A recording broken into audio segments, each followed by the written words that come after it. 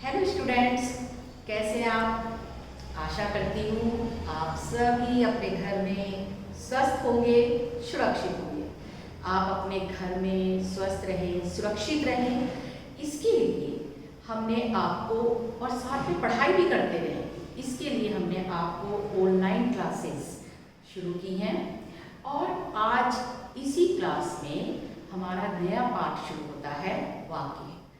मैं आपको एक बात बता दूं, पहले पिछले साल तक वाक्य हमारे 9th क्लास में नहीं थे, लेकिन इस साल से अर्थ के आधार पर वाक्य के भेद एक नया पाठ हमारे हिंदी के पाठ्यक्रम में जुड़ गया है। तो आज मैं आपको इसी की विस्तृत जानकारी दे रही हूँ। तो हम शुरू करते हैं वाक्य। सबसे पहले वाक्य की परिभाषा। वाक्य होते क्या है? शब्दों के सार्थक मेल। सार्थक मेल का अर्थ होता है कि इनका कोई अर्थ होना चाहिए, इसलिए कहा गया है। राम एक नाम है, पुस्तक एक वस्तु है और पढ़ना क्रिया है। तो जिसका कोई अर्थ हो वो वाक्य है। तो शब्दों के सार्थक मेल और व्यवस्थित समूह। व्यवस्थित समूह का अभिप्राय होता है, हम जानते हैं कि हिंदी भाषा में सबसे पहले आता है कर्ता, फिर कर्म और फिर क्रिया। यदि पहले कर्ता है, फिर कर्म है और फिर क्रिया है, तो समझ लीजिए ये वाक्य का व्यवस्थित समूह है।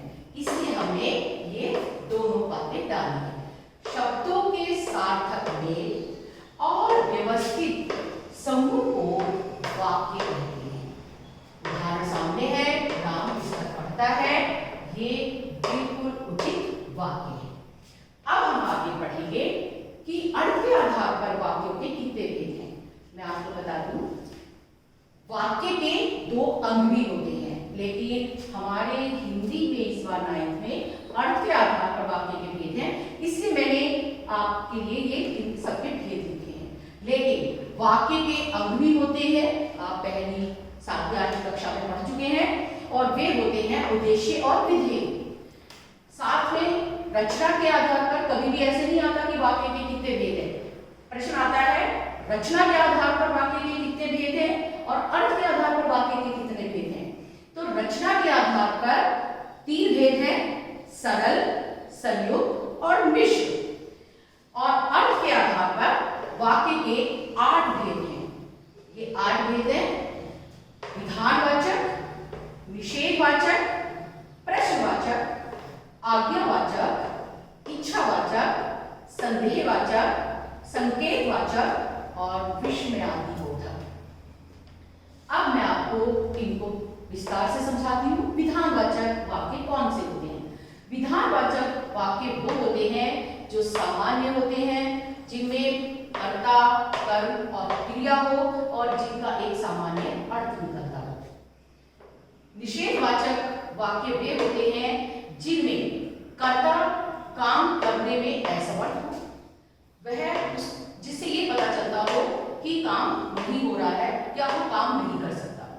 तो जिसमें नकारात्मक उत्तर हमें मिले तो वो हो जाता है हमारा निषेधवाचक। हम इसे नकारात्मक भी कह सकते हैं। फिर है प्रश्नवाचक। प्रश्नवाचक में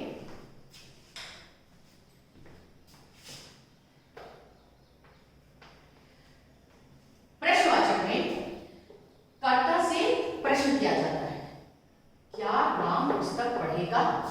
प्रश्न पूछा जा रहा है।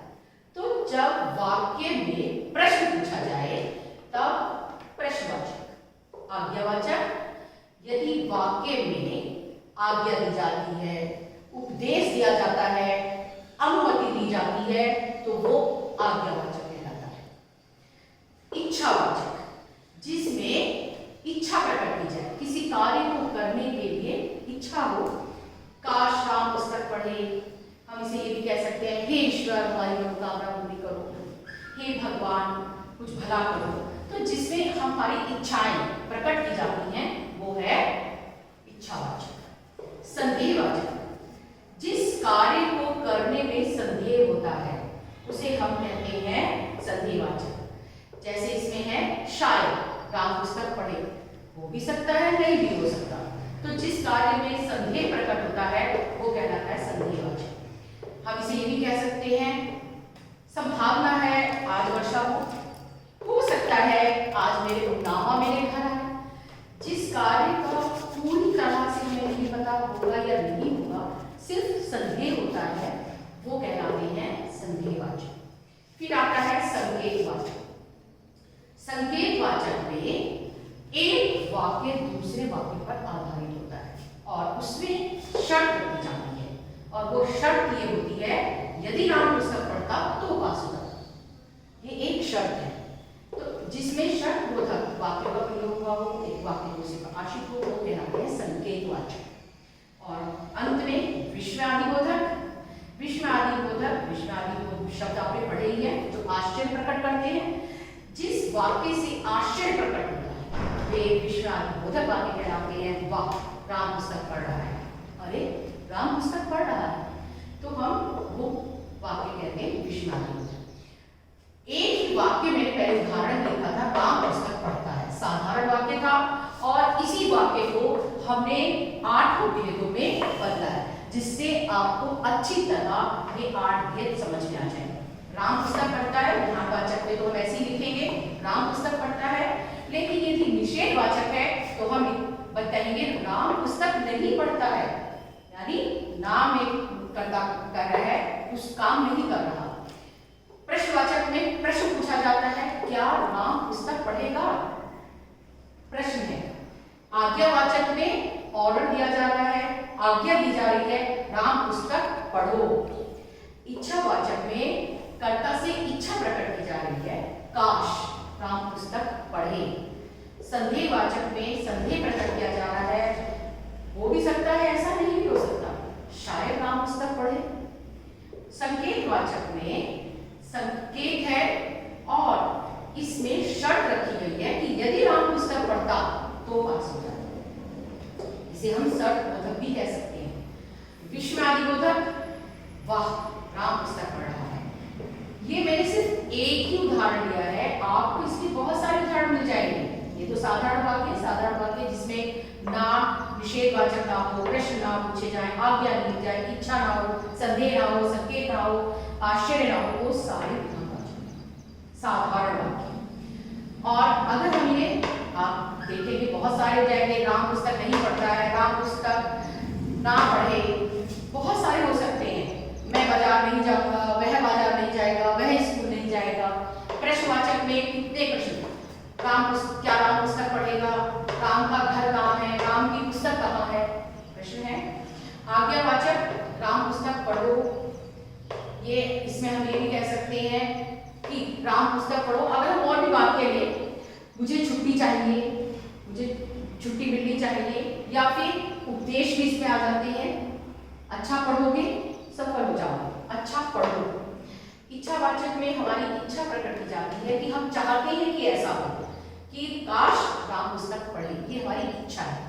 संदेह में हम संभावना करते हैं, ऐसा हो भी सकता है नहीं, शायद राम पुस्तक पढ़े, संभावना है राम पुस्तक पढ़े, शायद आज वर्षा हो सकता है आज मेरे मामा मेरे घर आए, हो सकता है आज मैं बाजार जाऊं। ये सारे वाक्य हमारे संदेहवाचक में आ जाते हैं। संकेत में मैंने आपसे कहा, इसे हम शर्त बोधक भी कह सकते हैं। शर्त रखी जाती है, यदि राम पुस्तक पढ़ता तो पास हो जाता, यदि राम पुस्तक पढ़े तो पास हो जाएगा। विश्वास में आश्चर्य है, वाह राम पुस्तक पढ़ रहा है, बाप रे इतना बड़ा सांप, अरे तुम पढ़ रहे हो, छी कितनी बदबू। ऐसे सारे वाक्य में आते हैं। तो ये था हमारा अर्थ के आधार पर वाक्यों के भेद। 9th क्लास में बेटे यही आपका वाक्य का पाठ है। इसमें मैंने आपसे बताया वाक्य के अंग भी होते हैं, उद्देश्य और विधेय। कर्ता उद्देश्य होता है, बाकी उसके बारे में जितना कुछ कहा जाता है वो विधेय होता है, आपने पहले पढ़ा भी है। रचना के आधार पर वाक्य के 3 भेद होते हैं, सरल, संयुक्त, मिश्र, वो हम पहले थोड़ा तो उसके बारे में अध्ययन कर चुके हैं, और विस्तृत अध्ययन हम 10th क्लास में करते हैं, और 9th क्लास में है अर्थ के आधार पर वाक्यों के भेद। तो ये सारे भेद आप बहुत अच्छी तरह पढ़ लीजिए, समझ लीजिए। यदि आपको समझ में नहीं आए तो आप मुझसे पर्सनली पूछ सकते हैं। कभी भी जो भी आपके डाउट है, जो भी आपकी क्वेरी है, आप जब चाहे मुझसे पता कर सकते हैं। लेकिन आप, मुझे विश्वास है कि जिस तरह मैंने समझाया आपको अर्थ के आधार पर वाक्यों के भेद अच्छी तरह समझ में आ गए। Okay students, good bye.